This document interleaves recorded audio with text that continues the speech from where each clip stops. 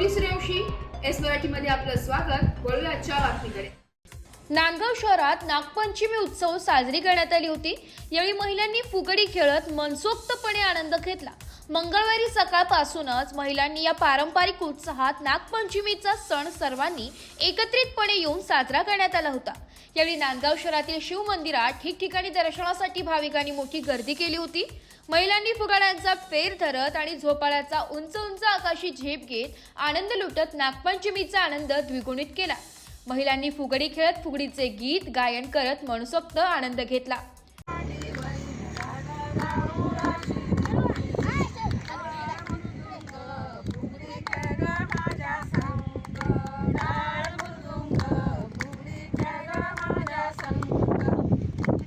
आज नागपंचमीचा सण आहे।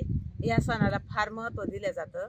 या सणाला सर्व लग्न झालेल्या लहान छोट्या मुली आम्ही सर्व एकत्र येऊन नागोबाला जातो, वारुळाला। तिथं वारुळाची पूजा करतो। पूजा झाल्यानंतर सर्व एकत्र येऊन फुगड्या खेळतो। आणि नागपंचमीचं एवढं महत्त्व म्हणजे सकाळी भाऊ जरी असला तरी नागदेवतेला सर्व बायकांनी भाऊ मानलेलं आहे, म्हणून या भावाची पूजा दरवर्षी आम्ही करतो। एस मराठी न्यूज साठी विजय बडोदे, नांदगाव।